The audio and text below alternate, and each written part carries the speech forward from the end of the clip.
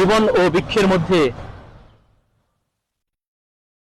মানুষের জীবন ও বৃক্ষের মধ্যে যে একটা সম্পৃক্ততা, সুন্দর একটা মিল তিনি তার জীবন ও বৃক্ষের মধ্যে তুলে ধরেছেন। আজকে এই বৃক্ষ, তরু লতা যা কিছু আছে, এটার মধ্যে দিয়েই কিন্তু এই পৃথিবীটা অনেক সুন্দর সদৃশ করে তুলেছে। আজকে এই বৃক্ষগুলো আছে বলেই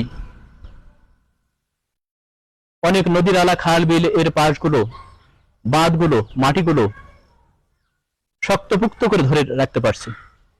নদী ভাঙ্গন থেকে এই বৃক্ষগুলো এলাকাগুলোকে রক্ষা করে। তাই এই বৃক্ষগুলোকে রক্ষাকারী বলা হয়, ধরার রক্ষাকারী বলা হয়। এই বৃক্ষগুলোকে নীরব সাধক হিসাবে আখ্যায়িত করা হয়েছে। এরা জন্মের পর থেকে একই জায়গায় অবস্থান করে, আর এই ছোট থেকে আস্তে আস্তে বড় হয়ে আকাশের দিকে সমস্তত হয়ে যায়। চারিদিকে দেখেন বৃক্ষটা সবুজে ঘেরা, অনেক ডালপালা, অনেক শাখা পোশাকা, অনেক সুন্দর দেখায়। এই বৃক্ষগুলো মানুষকে ছায়া দেয়। এই বৃক্ষগুলো মানুষকে কাঠ দেয়, মানুষকে তার মূল্যবান পদার্থ দেয়, দিয়ে মানুষকে এই সুন্দর পৃথিবীকে আরো সুন্দর করতে সাহায্য করেছে। এই বৃক্ষ মানুষের জীবনের সঙ্গে অনেক মিল আছে।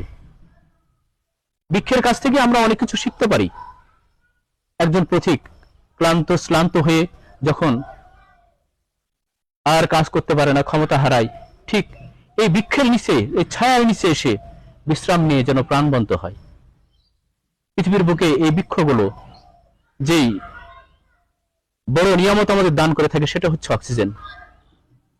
বৃক্ষের অক্সিজেন গুলো যদি আমাদেরকে না দিত, তাহলে এই পৃথিবীতে প্রাণী জগৎগুলো, প্রাণীকুলগুলো অতি সত্ত্বর ধ্বংস হয়ে যেত। এই বৃক্ষ আমাদের অনেক আশ্রয় দিয়ে থাকে। তাই এই বৃক্ষটা আমাদের কাছে আশ্রয়দাতা হিসেবে আখ্যায়িত।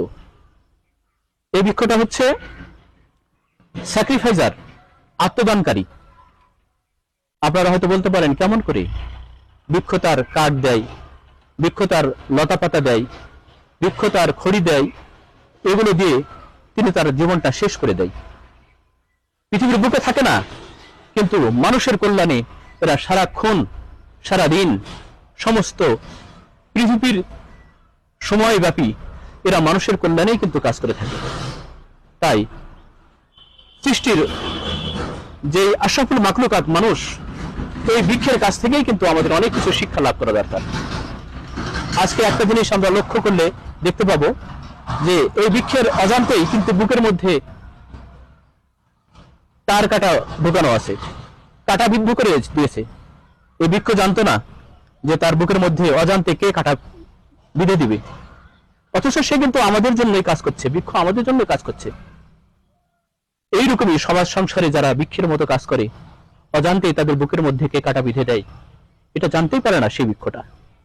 এই সমাজের দাতা বা সমাজের ভালো মানুষটা বুঝতেই পারে না যে কে তার শত্রুতা সৃষ্টি করেছে, কে তার বুকের মধ্যে তার অজান্তে অনেক বড় কষ্টের বীজ বপন করে দিয়েছে।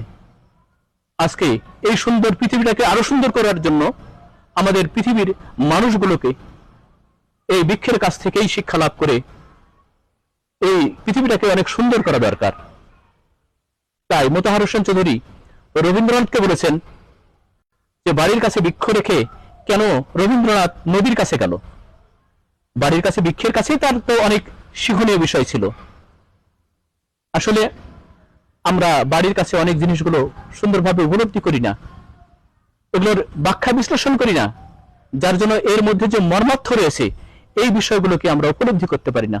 তাই বৃক্ষের কাছ থেকে আমরা শিক্ষা লাভ করে আমরা সমাজ, সংসার, পরিবার, এই পার্থিব জগৎটাকে অনেক সুন্দর করে গড়ে তুলব, এই প্রত্যাশায় আমি আজকে এই আমার যেই ভিডিও চিত্রটা এখানেই শেষ করলাম।